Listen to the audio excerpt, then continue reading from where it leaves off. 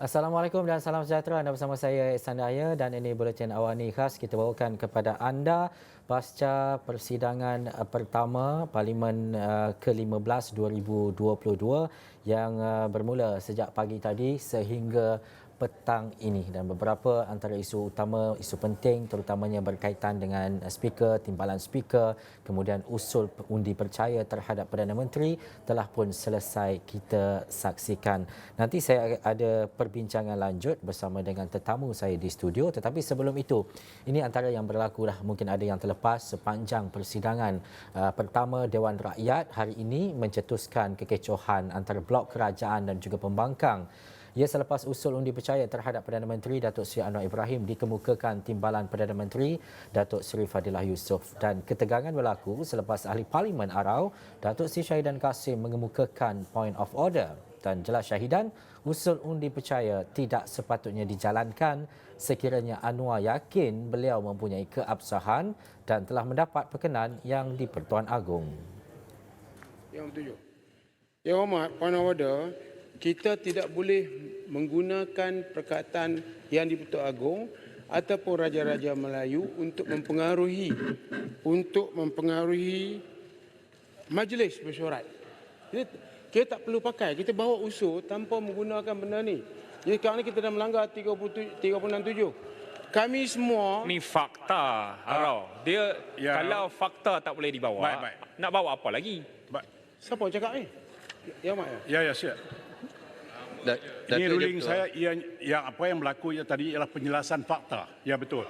Sekarang Ya, ni okey. saya nak buka kepada pembahasan. Cantik. Tak apa, Jadi tapi saya fakta- ada menerima 12 permintaan untuk berucap. Arau. Bahas dulu Arau, bahas. Sebab bagi kami, pada pandangan saya akan minta pandangan kawan-kawan lah.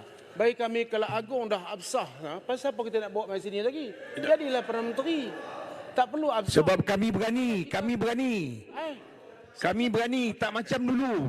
Okey. Dulu tak berani nak bawa. Dulu Pak Dulu tak berani nak bawa, dulu. Pak Goh yang cabar. PM8 dulu tak berani nak bawa. Isytiharkan darurat, tak berani. Minta mak. Saya minta semua bertenang. Kalau berani Arau, bangunlah. Arau. Bangun. Semua bertenang. saya minta. Sebab saya tak boleh bangun. Kalau berani bangun. Sebab saya tak boleh bangun. Bertenang. Sekarang saya bangun. Sekarang saya bangun. Orang sakit Sebab duduk. kita berani. Duduk. Sebab Perdana Menteri yang ada pada hari ini berani. Tak macam Perdana Menteri yang ke-8 dulu. Tak berani. Kalau berani tak ada fakta. Kita berani nak buat Ini benda kita ni. berdasarkan Ulu fakta. langat. Kita berani dulu tak 37 berani. Ulu langat. Dulu tak berani. Ini jadi masalah. Dulu tak berani. Baik. Baik, itu sebahagiannya. Sebenarnya panjang cerita Dewan Rakyat hari ini, walaupun hanya sehari baru berlangsung dalam Parlimen untuk kali ini bagi Parlimen ke-15 2022. Jadi apa yang kita dapat sejak petang tadi adalah undi percaya terhadap Perdana Menteri Datuk Seri Anwar Ibrahim, bukan sebulat suara tetapi diluluskan secara undi suara kerana lebih yang bersetuju dengan undi dan juga perbahasan berkenaan. Jadi kita dapat melihat bahawa ia diluluskan di Dewan Rakyat di Parlimen untuk kali ini. Jadi saya bersama dengan saudara Mujibur Abdul Muiz, penganalisis politik bersama-sama dengan saya. Lama kita tunggu kan saudara Mujibur daripada petang tadi. Mungkin ini sesuatu yang lain dan juga berbeza. Kadang-kadang bila kita melihat kepada kedudukan ahli-ahli parlimen yang ada sekarang, bila kita cakap berkaitan dengan perpaduan, mungkin kita akan merasa sedikit janggal. Yang dulu sebelumnya di kerusi yang berbeza, tetapi hari ini berkawan dengan orang yang berbeza. Tetapi itulah kerajaan yang ada sekarang. Tetapi sepanjang perjalanan hari ini, daripada pelantikan speaker, timbalan speaker sehingga ke petang ini, bagaimana saudara Mujibur lihat kepada perjalanan Parlimen ke-15 untuk penggal pertama ini? Ya, ini barangkali kita boleh lihat apakah yang bakal berlaku sepanjang penggal. Ya, kerana di permulaan pun sudah hangat.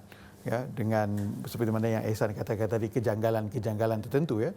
Bagaimana kita pernah menyaksikan Arau berada di posisi sebelah kanan, tapi pada kali ini berada sebelah kiri, tapi tune-nya tetap sama.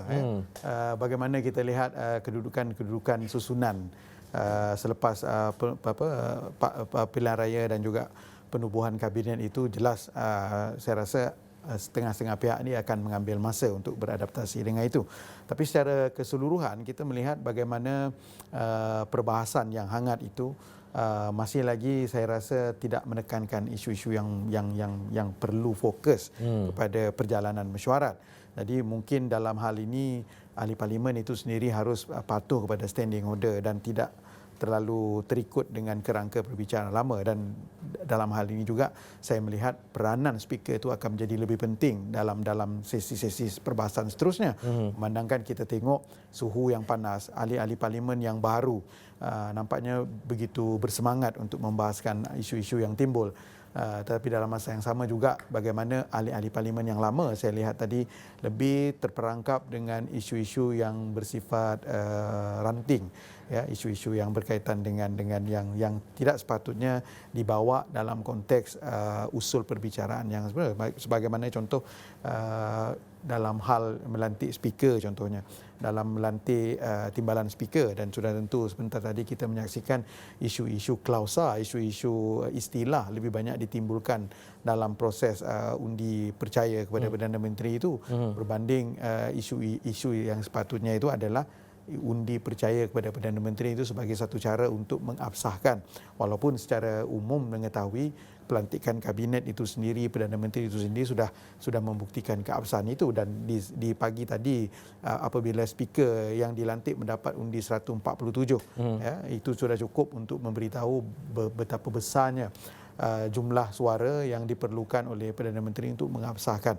Kerana jelas ini sebagai sebuah kerajaan yang unprecedented, yang mengambil kira bagaimana kerajaan sebelumnya tidak melakukan undi tidak percaya itu. Jadi saya rasa ini satu pembaharuan yang bagus. Walaupun di luar negara ini menjadi satu tradisi. Ya, jelas tadi bagaimana Menteri Undang-Undang mengambil kes di New Zealand contohnya. Kerajaan gabungan itu diabsahkan secara sah di parlimen oleh Jacinta Ardern sendiri bagi membolehkan itu. Jadi saya rasa bibit-bibit ini saya rasa perlu ada satu perubahan substansial dalam perbincangan parlimen, di mana pada masa-masa akan datang ataupun bermula daripada besok mungkin ahli parlimen boleh berbincang secara tuntas dan lebih fokus ya dalam perbahasan yang saya rasa sebagai sebuah kerajaan yang campuran dan juga pembangkang yang memiliki jumlah number yang ample untuk menjadi pembangkang yang kuat. Ini perlu kepada fokus ya berbanding pada perbincangan-perbincangan yang saya rasa hanya untuk menimbulkan havoc, ya, hanya untuk menarik perhatian dan menimbulkan polemik politik di sebalik kenyataan-kenyataan yang penuh dengan double meaning dan sebagainya. Ya.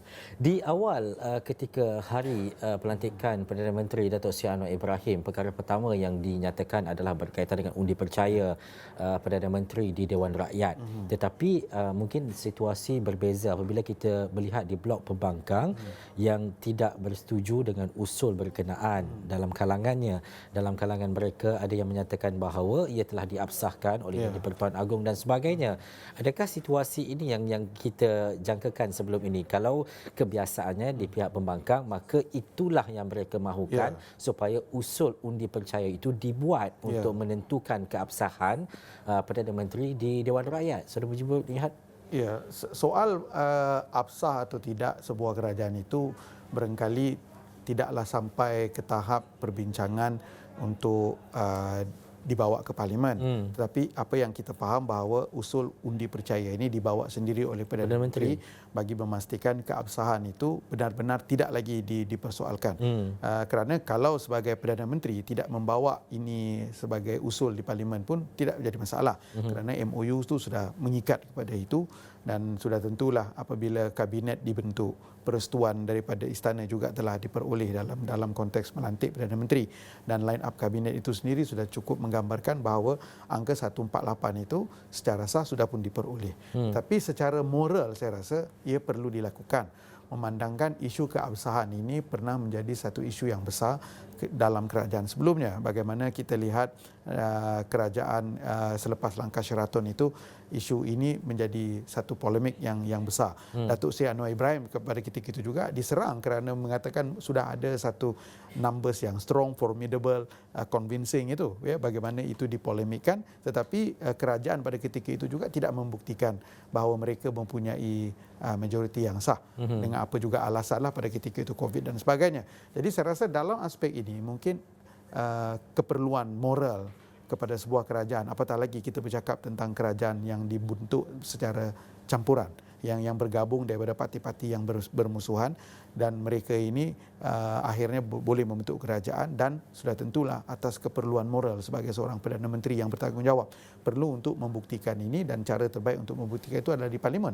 Dan ini mungkin boleh menjadi kes presiden, kes dahuluan kepada perkara-perkara yang akan berlaku selanjutnya, memandangkan kita barangkali sudah boleh membaca bahawa politik Malaysia ini pada masa akan hadapan agak sukar untuk mana-mana parti memperoleh majoriti mudah, ataupun apatah lagi majoriti 2/3 bagi membolehkan kerajaan itu dibentuk. Maka pada ketika ini kita sudah ada presiden case. Jadi mungkin kalau berlaku lagi seterusnya pada masa hadapan, dengan kita juga bakal mengadakan pilihan raya negeri mungkin 6 bulan, 7 bulan daripada sekarang.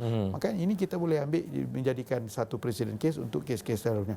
Kerana saya jelas pada hari ini isu tentang keabsahan sebuah kerajaan, majoriti yang diperlukan itu sudah tidak menjadi persoalan, kerana bukan saja dia diperolehi dengan cara yang diperuntukkan oleh undang-undang, tapi juga telah disahkan secara absah, ya, secara legitimized oleh Parlimen menerusi undi suara tadi, yang jelas membolehkan Datuk Seri Anwar Ibrahim selepas ini sebagai Perdana Menteri tidak perlu dipersoalkan lagi isu-isu yang berkaitan dengan keabsahannya, majoritinya. Maka mungkin semua pihak harus berlapang dada dan fokus dengan kerja masing-masing. Ya, itu jelas.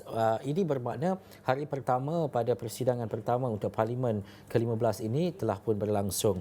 Kita tidak boleh menilai 8 jam berlangsungnya, mungkin 7 ke 8 jam pada hari pertama ini. Tetapi ini suka juga saya nak bertanya kepada Mujibu, bagaimana untuk kita melihat kepada mungkin ada pesona baharu dalam Parlimen kali ini apabila mungkin ada dalam kalangannya ahli-ahli Parlimen baru. Tapi macam tadi kita dah terbiasa mendengar suara-suara kekecohan seperti itu sebelum ini, cuma blok dan juga kerusinya berbeza.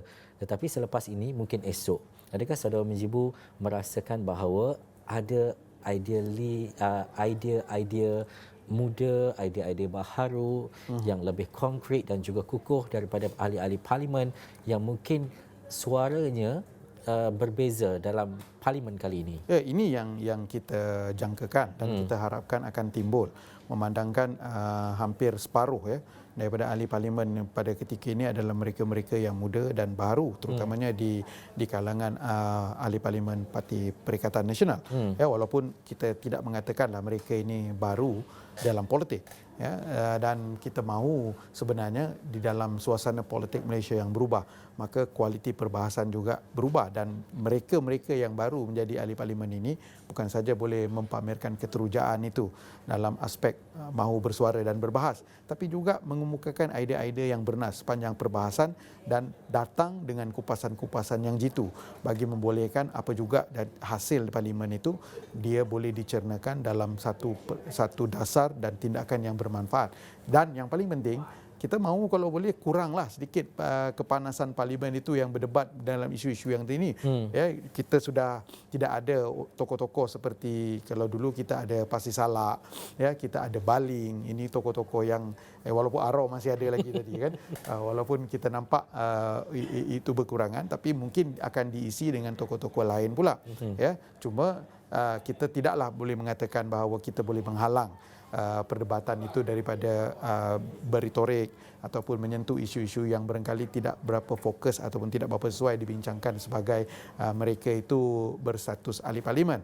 Tetapi dalam sepanjang persidangan nanti mungkin mereka boleh fokus kepada hal itu, dan kita berharap mereka-mereka yang baru terpilih ini, ya, baik di sebelah kerajaan ataupun di sebelah pembangkang, mereka harus lead the way, ya, menunjukkan kepada pengundi yang di luar sana bahawa mereka ini adalah set of new thinking, ya, yang membawa pendekatan baru, pemikiran baru, nuansa baru dalam pendekatan mereka sebagai ahli parlimen. Mereka itu sepatutnya tidak lagi meletakkan sebagai diri mereka sebagai pemain politik, tetapi mereka adalah ahli parlimen Malaysia. Ini yang barangkali perlu dibawa dan perlu dimulakan oleh ahli-ahli parlimen baru. Nak harap yang lama-lama ni susah dah. Tengok Arau tadi kan, dia tukar pergi side mana pun tetap sama. Kinabatangan pun duduk sebelah, ada orang lain pun masih sama. Tune-nya tetap sama. Mujibu, mahu tidak mahu, di sesebuah Dewan Rakyat di Parlimen kita memerlukan pembangkang yang kuat. Sekarang 74 dari Perikatan Nasional berada di blok pembangkang.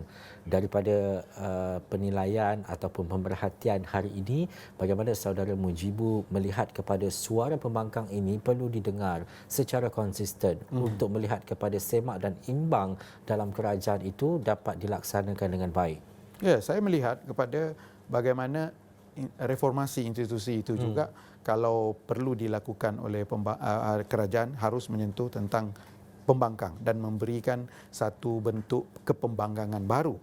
Bagaimana kita lihat komposisi ahli pembangkang kita tadi, varietinya cantik ya. Latar belakangnya pelbagai, ada doktor, ada pakar, ada latar belakang perundangan, ustaz dan sebagainya. Jadi saya rasa kalau digambling dengan betul dan kerajaan memberikan ruang ya, kepada pembangkang itu, seperti mana juga dalam perbincangan kita yang lalu Esatnya, pembangkang ini boleh diperkasakan kalau kerajaan itu sendiri memberi ruang dan akses kepada mereka. Ya, maksudnya apa-apa juga akses dan juga sumber yang diperlukan oleh pembangkang itu bagi memastikan peranan mereka untuk membuat semak dan imbang kepada kerajaan itu boleh berlaku dengan baik dan berkesan. Itu barangkali mampu meningkatkan mutu kepembangkangan kita, kerana jelas bagi mereka yang membaca tentang demokrasi, salah satu resepi kejayaan demokrasi yang baik dan matang itu adalah memiliki pembangkang yang kuat. Mana pembangkang ini adalah elemen terpenting di dalam demokrasi dan tiada pembangkang itu membunuh demokrasi itu sendiri.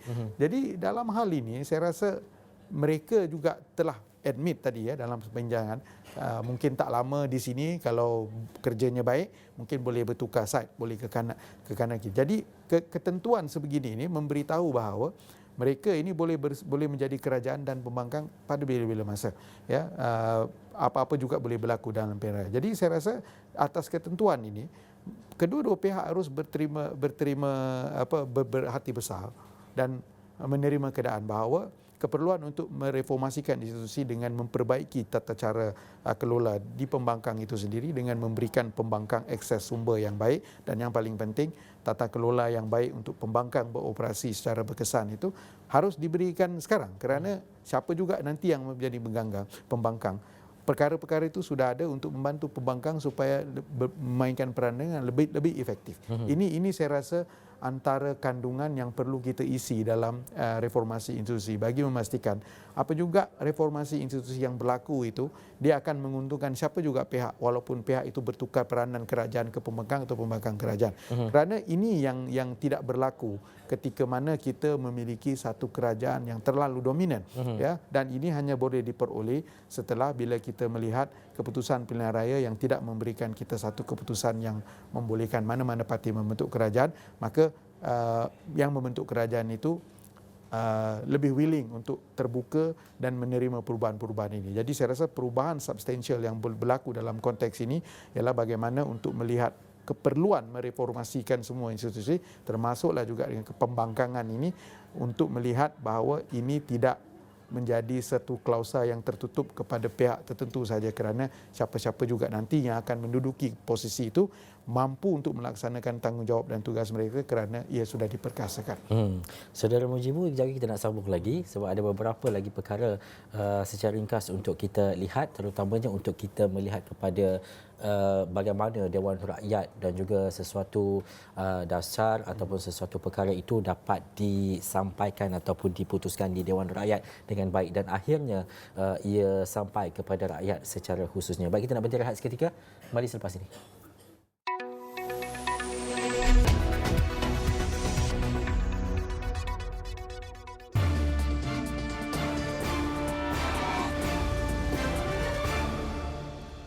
Dewan Rakyat hari ini meluluskan usul undi percaya kepada keabsahan Perdana Menteri Datuk Seri Anwar Ibrahim melalui undi suara majoriti. Keputusan itu diumumkan Speaker Datuk Johari Abdul selepas usul itu selesai digulung Menteri di Jabatan Perdana Menteri Undang-Undang dan Reformasi Datuk Seri Azalina Osman Said.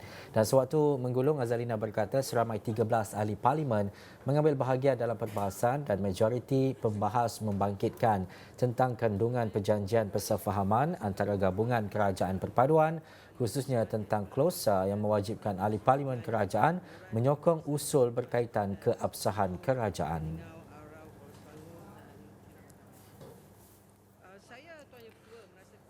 Baik, masih lagi bersama saya Saudara Mujibur Abdul Muiz. Terima kasih.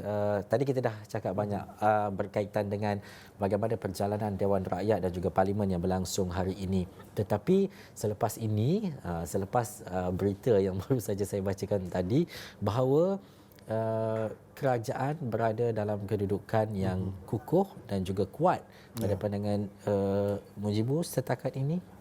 Ya, ini yang penting ya. Apabila kita sudah berjaya membentuk kerajaan yang kuat dan kukuh. Soalnya tentang bagaimana kerajaan yang memiliki kekuatan dan kekukuhan ini boleh deliver. Itu saya rasa menjadi tumpuan semua pihak. Kerana inilah tujuan dan naratif Pilihan Raya Umum ke-15, iaitu untuk mencari kerajaan yang kuat dan stabil walaupun naratif itu tidak diperoleh disebabkan tidak ada parti yang membentuk majoriti, tetapi ia boleh diperoleh berdasarkan satu perjanjian ya, dan juga satu perundingan yang saya rasa menggabungkan hampir kesemua parti dan akhirnya numbers yang itu diperoleh dan numbers itu sudah melangkaui majoriti 2/3. Soalnya sekarang bagaimana kesemua mereka itu ya harus cepat untuk deliver. Ya, apatah lagi dalam keadaan rakyat yang pada ketika ini mengharapkan kerajaan yang kuat ini boleh membantu mereka dan datang dengan idea-idea dan pendekatan-pendekatan baik jangka pendek, jangka sederhana, jangka panjang untuk menyelesaikan permasalahan utama. Dan itulah juga yang telah ditegaskan oleh Perdana Menteri selepas mengangkat sumpah sebagai Perdana Menteri yang mengatakan fokus kerajaan itu 5 perkara itu. Ya, hal-hal yang berkaitan dengan kelembapan ekonomi, harga barang dan juga keterjaminan bekalan, kemudian isu pekerjaan dan gaji bermaruah, perhubungan kaum dan sebagainya. Jadi dalam hal ini mungkin yang sukar selepas kita membentuk kerajaan adalah bagaimana para menteri membina keserasian mereka. Di sebalik mereka ini adalah parti-parti yang berseteru sebelum pilihan raya. Sudah tentu ada perbezaan sedikit sebanyak yang perlu diselesaikan, yang mungkin saya rasa kalau perbezaan ini boleh diselesaikan dengan 2 perkara. Satu, bagaimana cepat mereka memahami aspirasi dan juga cara bekerja mereka masing-masing, dan kedua paling penting adalah Perdana Menteri harus memainkan peranan kepimpinan kerana ini adalah kabinet yang bercampur baur. Maka campuran itu perlu dicanai, diacu dan juga ditentukan dan dikawal oleh Perdana Menteri. Kalau sebati. Ya, kalau Perdana Menteri tidak mengawal ini ya, ini barangkali agak sukar untuk membina momentum daripada kekuatan itu, dan mungkin kita akan bakal menyaksikan kerajaan itu sampai hayatnya tidak habis penggal ya. Walaupun kita sebagai rakyat yang memerhati ini berharap kerajaan itu sekurang-kurangnya boleh kekal sampai habis penggal, kerana itu adalah keperluan untuk kita memastikan tidak lagi berulang isu-isu yang berkaitan dengan ini. Kerana dalam hal ini saya rasa ada 2 perkara yang menjadi pemberat utama kerajaan ini perlu cepat bergerak. Satu, tuntutan rakyat yang ketika ini sangat mendesak, dan kedua yang paling penting dengan ketidaktentuan politik pilihan raya disebabkan swing pengundi yang begitu taktikal, mereka akan berhadapan dengan pilihan raya negeri dalam tempoh 6-7 bulan lagi. Jadi apakah dalam tempoh yang begitu singkat ini mereka sudah tentu akan dihukum ala-ala pilihan raya pertengahan penggal di Amerika yang membolehkan mereka itu membaca apa yang dimaukan rakyat menerusi sentimen dia yang diterjemahkan menerusi kotak undi di peringkat negeri. Kerana negeri-negeri ini sangat kritikal. Ya, ada 6 negeri yang masih lagi tidak melakukan pilihan raya negeri, di mana di atas kertas kita melihat 3 tu macam dah sah. Ya, Kedah, Kelantan, Terengganu mungkin boleh tumbang kepada Perikatan Nasional kalau mengambil sentimen yang PRU 15. Negeri Sembilan, Pulau Pinang dan Selangor mungkin boleh kekal pada PH. Tapi kita juga harus melihat ini dalam konteks kerajaan yang pada ketika ini ada kerjasama dengan parti-parti lain. Jadi ini polanya mungkin boleh berubah kalau kerjasama ini berjaya diterjemah dalam satu bentuk tindakan yang menyelesaikan banyak masalah rakyat. Ini juga barangkali akan memberi tekanan kepada Perikatan Nasional yang pada ketika ini mungkin masih lagi boleh berharap momentum gelombang undi Melayu yang beralih kepada mereka itu masih boleh bertahan dalam konteks negeri-negeri Melayu yang mempunyai pengundi Melayu ataupun kawasan-kawasan bermajoriti Melayu 80% ke atas.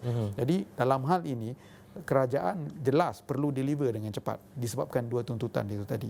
Tapi inilah perlunya kepada dua tadi itu, Ihsan, bagaimana setiap menteri ataupun timbalan menteri ataupun kabinet itu boleh bekerjasama dengan cepat memahami hati budi pasangan masing-masing di kabinet dan peranan Perdana Menteri. Ya. Daripada jaringan apa yang disebut oleh Mujibu sangat-sangat menarik apabila pertamanya kita bercakap berkaitan dengan keserasian dalam kalangan ahli parlimen yang berada di pihak kerajaan. Yang kedua adalah bagaimana keadunan itu dapat disebatikan dengan baik dan secara khususnya. Yang ketiga adalah berkaitan dengan bagaimana persona kepimpinan seorang Perdana Menteri, terutamanya Datuk Seri Anwar Ibrahim, untuk memastikan perkara ini berjalan dengan baik, terutamanya sepanjang penggal pilihan raya. Dan akhir sekali adalah yang mengikatnya sekarang adalah MOU. Yang mengikat ke semua parti dalam mungkin 148 ahli parlimen yang ada dalam kerajaan sekarang adalah MOU berkenaan. Ya, kita ada anti lompat parti, tetapi ia tidak termaktub kepada bagaimana parti ataupun satu bentuk gabungan untuk menyokong mana-mana gabungan lain. Bagaimana untuk memastikan bahawa MOU yang ada sekarang ini berjaya dan Perdana Menteri termasuk kerajaan hari ini dapat memastikan bahawa keserasian, bukan saja keserasian, malah kehendak dalam MOU itu dapat dipenuhi. Ya, pertama kita harus merujuk balik kepada MOU yang ditandatangani ini sebelum sidang parlimen ini berlaku pada Jumaat lalu. Di mana kita lihat kandungan-kandungan di dalam MOU itu ditala dengan baik dengan meletakkan apa yang telah dihasratkan oleh Perdana Menteri dan disusun secara kemas bagi memastikan kesemua kandungan di dalam MOU itu boleh dilaksanakan dengan keseluruhan parti yang mendatangani. Terutamanya bila kita melihat pada ketika ini mungkin kita masih lagi tidak melihat ada perundingan ataupun constant communication di antara parti-parti yang membentuk gabungan melainkan mereka yang berada di dalam kabinet. Jadi saya rasa dalam konteks ini sebagai sebuah kerajaan gabungan di sini perlu kerap berlakunya komunikasi kerana dengan komunikasi ini lebih banyak halangan-halangan ataupun salah faham yang boleh diselesaikan. Kedua, saya tertarik dengan peranan Perdana Menteri itu sendiri kerana dalam hal ini peranan Perdana Menteri yang kuat jelas membantu bagi memastikan kesemua menteri ini faham dan fokus tentang apa hala tuju dan aspirasi yang Perdana Menteri telah tetapkan. Dan hal ini telah ditetapkan dengan baik daripada MOU. Tetapi MOU bukan sekadar perlu mengikat dan perlu dilaksanakan, tapi dia perlu dihayati dan penghayatan ini dia memerlukan aura dan juga impak personality dan juga sentuhan peribadi daripada Perdana Menteri itu sendiri. Kerana jelas kita melihat aspek karismatik dan juga pengaruh individu itu memain peranan dalam mana-mana parti politik, terutamanya bila kita bercakap tentang politik yang bersifat gabungan. Kalau kita tengok bagaimana di New Zealand berjaya kerana personality Jacinta Ardern itu sendiri. Begitu juga yang berlaku di UK bila dia gagal kan.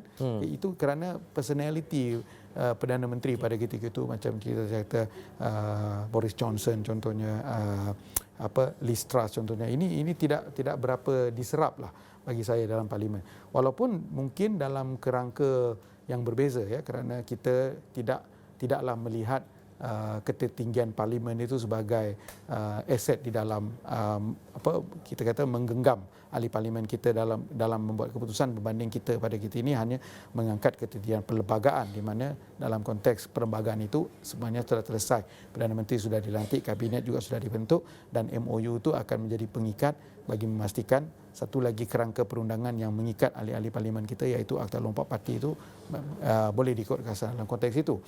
Cuma dalam hal ini kita masih lagi berharap bahawa Perdana Menteri boleh memainkan peranannya dan kita mahu melihat apakah Datuk Seri Anwar Ibrahim di sebalik persona politik yang kita tahu setelah berdekad-dekad ini boleh berkesan kerana dalam situasi yang sangat berbeza menjadi Perdana Menteri di dalam sebuah kerajaan campuran yang sangat complicated urusannya, bukan sekadar mengimbangi pakatan di dalam pakatan tapi juga persaingan dalam pakatan. Di akhirnya seperti yang Mujibu katakan tadi adalah berkaitan dengan bagaimana untuk menghayati dan juga di akhir kita nak melihat kepada sebuah kerajaan itu bukan sahaja ia diikat oleh MOU, bukan sahaja ia perlu tunaikan janji dan melaksanakan apa yang telah diberikan sebelum ini, tetapi kepada bagaimana gabungan itu bersatu dalam sebuah kerajaan perpaduan. Terima kasih Saudara Mujibu Abdul Muiz. Terima kasih atas analisis sepanjang kita melihat kepada mungkin petang tadilah berlaku sedikit kekecohan di Dewan Rakyat, tapi ini adalah perkara yang kita jangkakan.